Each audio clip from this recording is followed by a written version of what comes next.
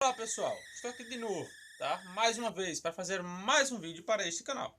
Se você não é inscrito nele, se inscreva aí, deixe o seu like, compartilhe se você quiser, é claro. E se você tem interesse de estudar a língua grega ou a língua hebraica, é só falar comigo, certo?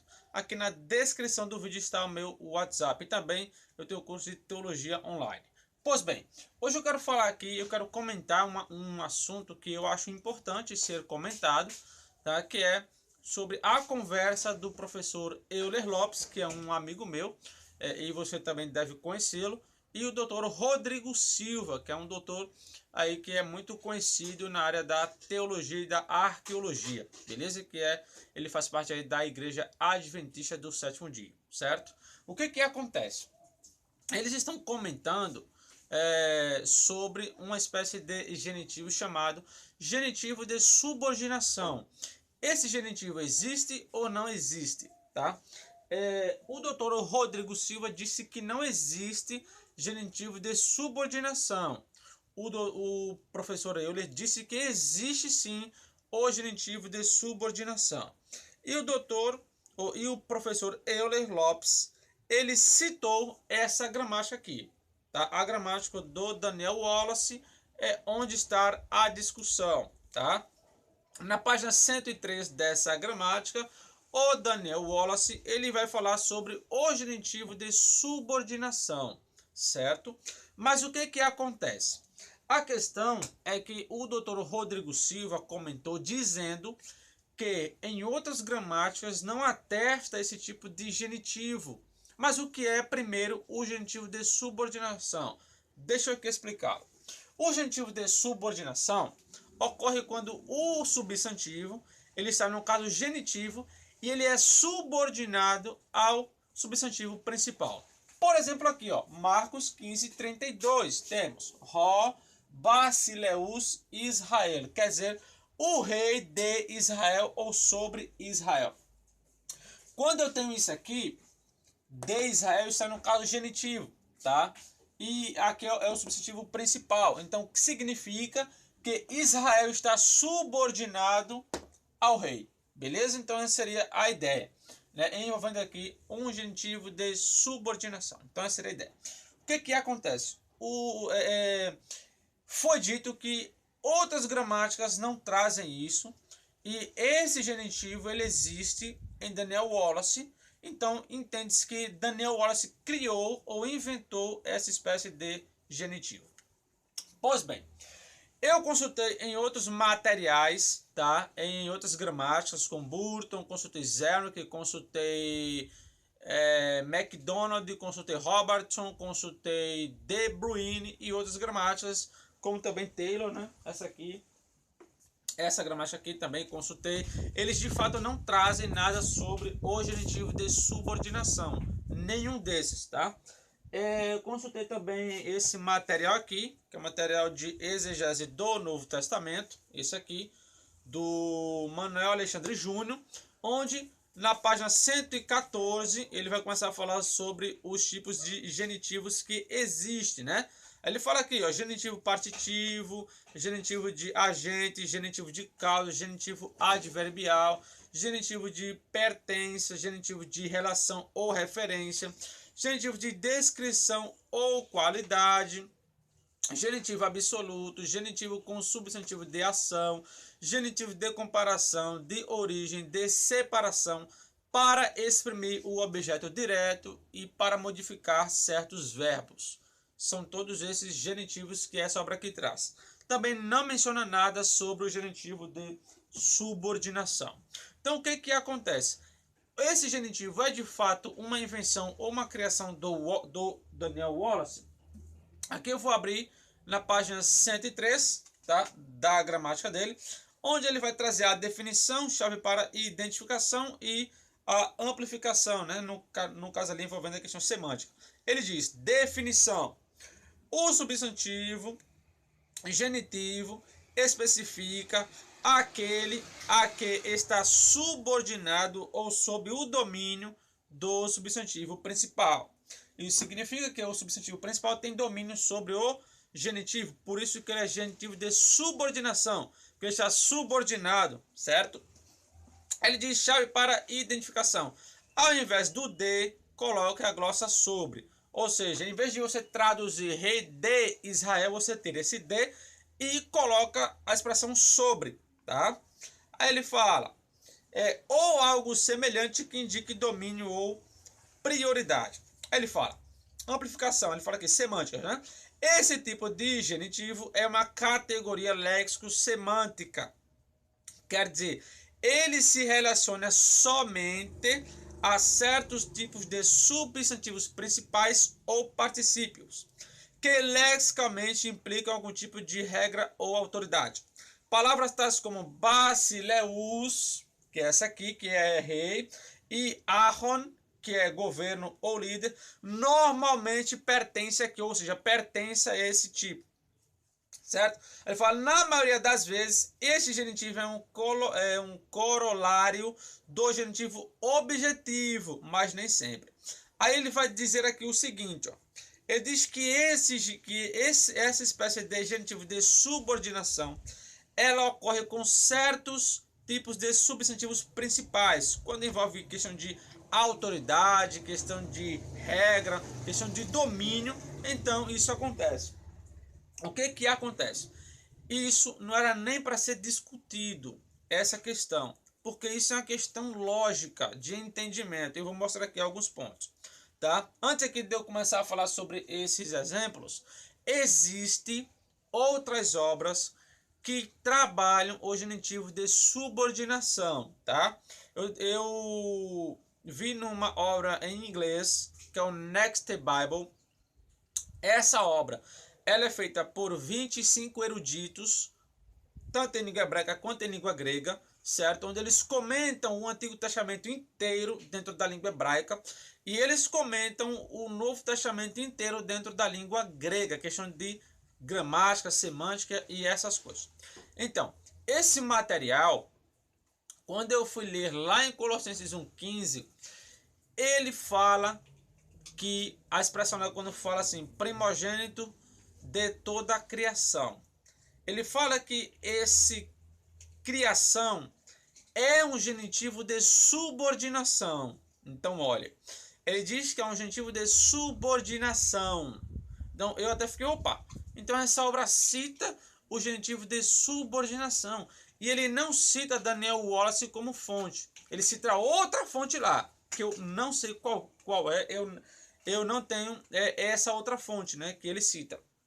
Ou eles citam, né? Então, esse material, o Next Bible, ele traz o genitivo de subordinação, tá? Eu tenho aqui o outro, né? Que é o Fundamentos para a Exegese do Novo Testamento, que é esse aqui. Essa obra do Carlos Oswaldo Cardoso Pinto, que ele estudou com Daniel Wallace no seminário de Dallas, tá? E aqui ele traz na página 60 e parece que é 62, tá? Ele vai trazer esse tipo de genitivo de subordinação, tá aqui, ó. Genitivo de subordinação, certo? Ele vai trazer esse manual de exegese da língua grega, né? Aqui o Fundamentos para a Exegese do Novo Testamento, manual de sintaxe grega, tá? Então ele traz. Então eu tenho gramática do Daniel Wallace, eu tenho essa outra aqui e tenho o Next Bible que traz também isso, que é feito por vários eruditos, certo? Eles concordam que isso existe, tá? Mas isso é uma questão muito lógica, tá? O que acontece? O argumento é que, olha, não existe nada, nenhuma gramática, né, antes do Daniel Wallace que fale sobre isso. Né? Como eu até falei, eu consultei outras obras que não trazem de fato, tá?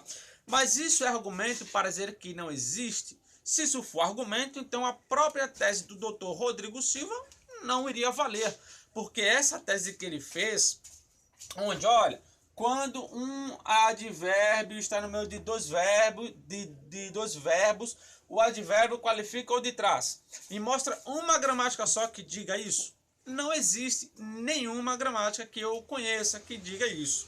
Se isso é uma regra que o Dr. Rodrigo Silva descobriu, então ela se originou nele. Então eu iria jogar essa regra fora, porque não tem ninguém antes dele que fale sobre isso. Ou tem? Eu desconheço. Porque se tem, então ele não é o autor, Entende? Como ele disse que ele descobriu uma regra gramatical. Certo? Então não é porque as gramáticas não falam que não existe. Por quê? Porque tem muitas coisas que elas só passaram a ser faladas depois de muita análise de vários períodos. Exemplo disso é a própria tese do Dr. Rodrigo Silva. Se ele fosse fazer uma gramática hoje, então imagine hoje se o Dr. Rodrigo Silva ele fosse fazer uma gramática falando sobre os advérbios.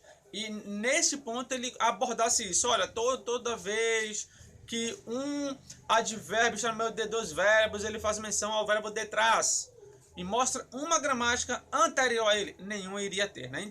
Então isso não significa que a ideia que ele expressou ali seria inválida. Por quê? Porque se ele mostrar exemplos em que isso funciona, então, obviamente que as pessoas iriam seguir, né? Então tá.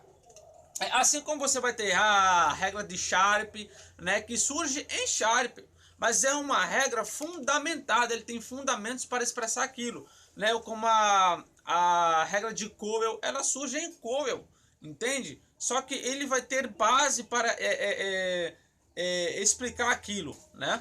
Então a mesma coisa acontece aqui. Daniel Wallace ele tem muita base para fundamentar que esse genitivo existe. Por quê? Ele diz, né, que essa espécie ela vai envolver substantivos que impliquem autoridade ou regra. Cara, quando você começa a pensar, você começa a analisar com a sua cabeça, você entende que isso é fato. Por quê? Imagine que aqui, ó, governador é um substantivo, né? Que indica o quê? Esse substantivo ele indica o quê? A autoridade em si próprio. Governador do estado, certo? Imagine que esse governador aqui, ele baixe um decreto, como fizeram aí nessa pandemia. Os governadores fizeram o quê? Decretos, né? Olha, não pode abrir loja, né? Não pode isso, não pode aquilo. E o pessoal começará a obedecer. Por quê? Porque ele é a autoridade máxima do estado. Então quer dizer que o estado, quando eu falo estado, eu quero dizer as pessoas desse estado, elas são subordinadas a quem? Ao governador ou não? Sim, porque se o pessoal fosse abrir loja, se o pessoal fosse vender coisa, iria levar o quê? Multa. Então significa que o pessoal, o estado, está subordinado ao governador pelo seu decreto. Se eu falar aqui, ó, presidente do Brasil, significa o quê? Que esse presidente ele é a maior autoridade do país. Assim como você falar presidente dos Estados Unidos, significa que o presidente lá é a maior autoridade do país. Se ele fizer lá uma lei em que seja apoiada pelo Congresso e chegar a tornar lei e aquilo virar lei, os Estados Unidos, o pessoal que moram lá, eles estão subordinados a essa lei ou não? Estão. Mas essa lei surge de quem? Presidente e o Congresso. Entende? Então, o Congresso, juntamente com o presidente, indica uma autoridade do qual o pessoal está submisso. Então, isso é questão lógica. Isso não era nem para ser discutido. Isso é questão de entendimento. Cara, realmente, quando ele tem substantivos que envolvem uma autoridade, o outro, querendo ou não, está subordinado. Tá? Rei do Egito. Significa o quê? Que se esse rei aqui, ele baixar um decreto, isso aqui está subordinado ou não? Está subordinado. Então, o Egito, as pessoas que moram ali, vai obedecer a regra do rei ou não vai? Vai. Se não obedecer, eles sofrem o quê? Punições. A mesma coisa aconteceu aqui no Brasil, quando começaram a fechar tudo por essa pandemia. Olha, fecha tudo, quem abrir leva multa. Alguém abriu? Não, por quê? Porque estavam obedecendo um decreto do governador ou dos governadores. Entende? Então isso é uma questão simples de ser entendida, não é difícil. Entende? Então esse genitivo existe? Existe, não tem como negar isso. Por quê? Porque quando se eu ler rei de Israel, imagine, Jesus sendo rei de Israel. Israel estaria submisso a Jesus ou não? Sim. Entende? Então é muito simples. Mesma coisa no Antigo Testamento. Né? Davi, quando ele era rei de Israel, né? Implicou o quê? Que o país em si estava subordinado aos decretos do rei. Ou não é? Então, se você olhar substantivos que impliquem autoridade, obviamente, claramente, sem nenhuma dúvida, e quando ele está relacionado a outro, o outro está subordinado a ele ou não. Ou seja, isso é uma questão simples, não é nem para eu pegar, eu quero outra gramática que fale isso, outra coisa, questão lógica. Entende? Então tem coisas que só basta a gente pensar, que a gente entende. Então, ao meu ver, isso é uma questão que não era nem para ser discutida, de tão simples que é. Por quê? Porque isso é fato, entende? Então, esses são aqui alguns pontos que eu queria mostrar, tá? E eu concordo plenamente com o que o Daniel Wallace diz. Concordo plenamente com o que esse manual aqui fala. Concordo plenamente com o que o Next Bible fala em relação ao genitivo de subordinação, tá? Então é isso aí, que Deus abençoe a todos e até o próximo vídeo.